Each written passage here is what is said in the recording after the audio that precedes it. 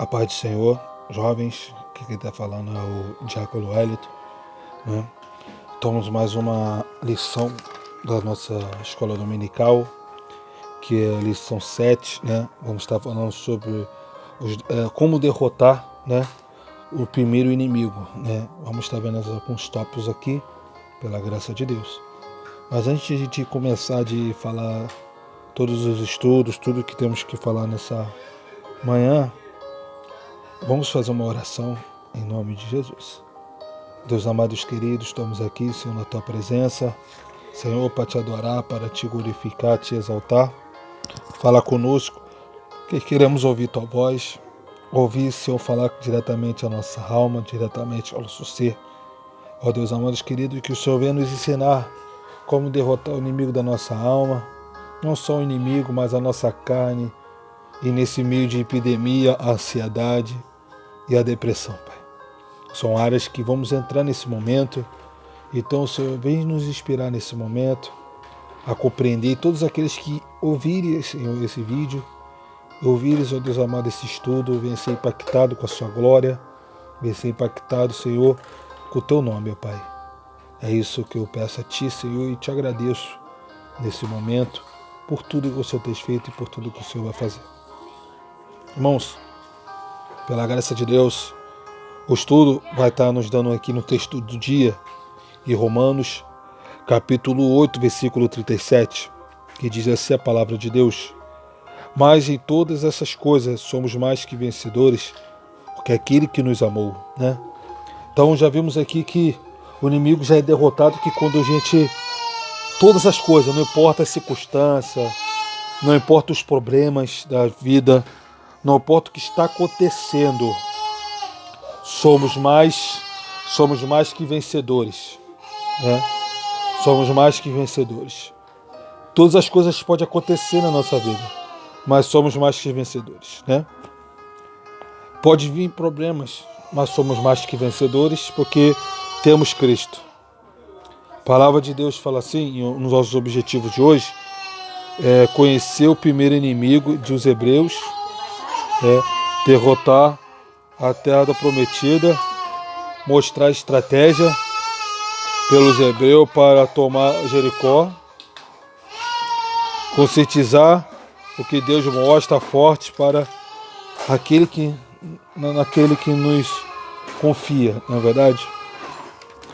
E vamos ter o texto bíblico. O texto bíblico está em Josué, capítulo 6, versículo do 1 ao 10, que diz assim a palavra de Deus: ora, Jericó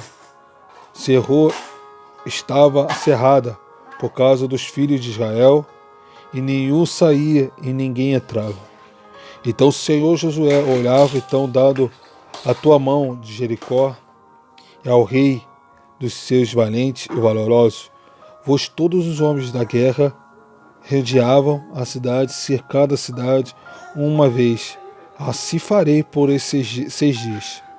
7 sacerdotes levaram 7 buzinas e o chifre de carneiro diante da arca. Por 7 dias rodearam a cidade.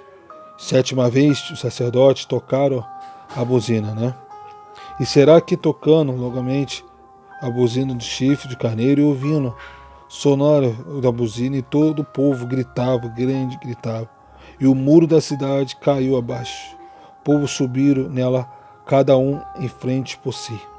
Então Josué, filho de Num, sacerdote, disse: levanta-te a arca do concerto, que sacerdote que levava as 7 buzinas e os chifres de carneiro diante da arca do Senhor.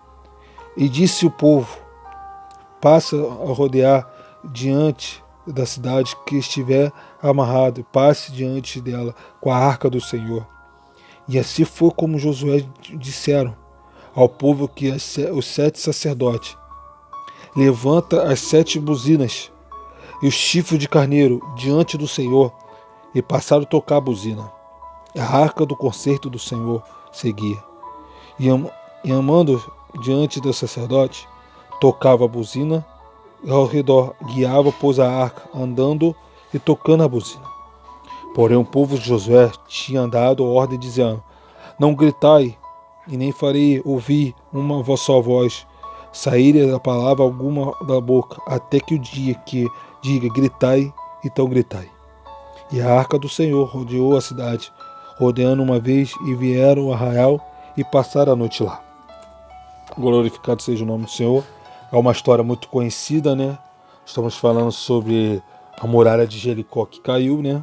Uma história que estamos baseados na palavra no estudo que estamos lendo.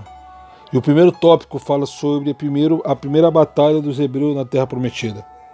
E fala sobre, o primeiro tópico diz, Jericó era uma cidade forte. Por que era uma cidade forte?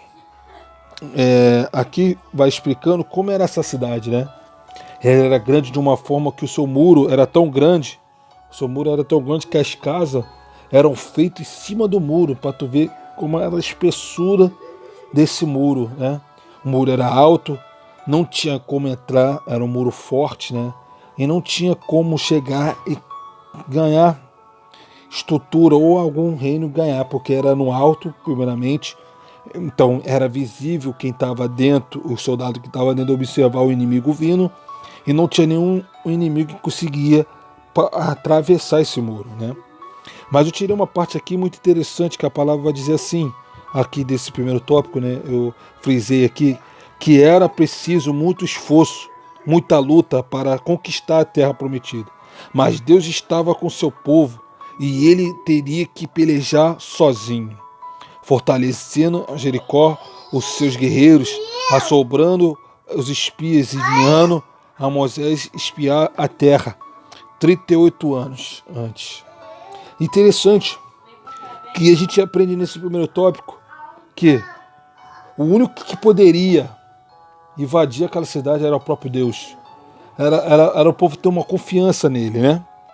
É o povo esperar em Deus o momento certo, a hora certa, que ele vai pelejar. Que eles não estavam sozinhos, né? O povo de dentro poderia estar zombando eles, né? Porque eles estavam rodeando 7 vezes, dizendo que essas pessoas vão tentar entrar aqui. Nenhum reino conseguiu entrar aqui, mas eles vão tentar. E assim, interessante que o texto vai dizer que eles confiavam no Senhor, né? E ali o segundo tópico, né, vai falar sobre o rei de Jericó não estava brincando. E eu frisei aqui uma parte também, dizendo, temos que também os inimigos que diariamente também desejam nos matar, roubar e nos destruir, como dizem em João 10:10. E eu tirei isso aqui bem interessante, o rei de Jericó não estava brincando, né? Quem tentar sentar ia ser morto, né? E às vezes nós queremos brincar. Às vezes o nosso inimigo bate na nossa porta, a gente quer achar brincar e deixar para lá. Não é assim. A gente tem que confiar no Senhor, mas temos que vigiar, né? A Bíblia diz vigiar e orar. Não adianta você querer combater o inimigo se você não tem uma vida de oração, né? Então precisamos ter uma vida de oração ao lado de Cristo para o nosso inimigo ser destruído e a gente se vencer.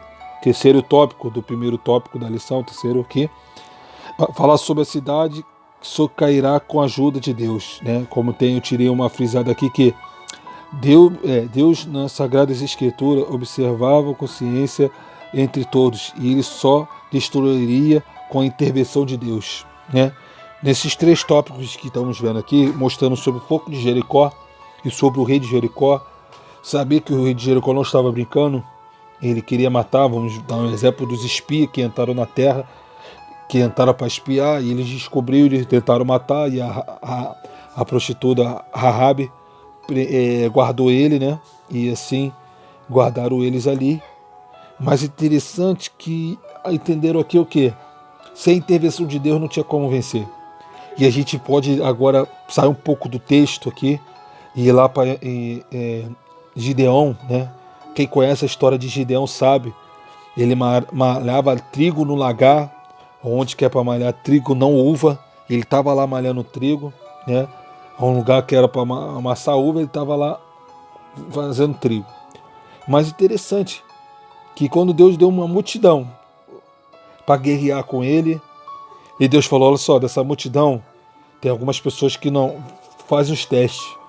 E desses testes que ele fez, interessante, que 300, só ficou 300.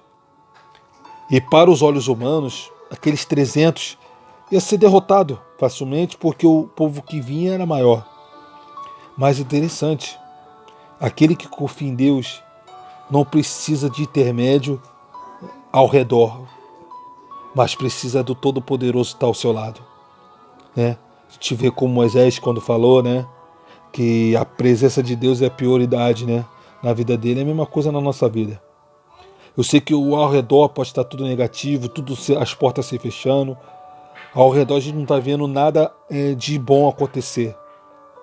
Mas quando a gente confia em Deus, o vale que você pode estar passando, a tempestade que você está passando, os espinhos que está passando, Deus calça os teus pés. Deus, ele te leva para um lugar seguro e acalma teu coração e dizer assim: eu sei que meu Deus está na minha tragédia, eu sei que Deus está comigo e eu não vou me abalar por essa situação. Então precisamos confiar, né? Vamos para o segundo tópico.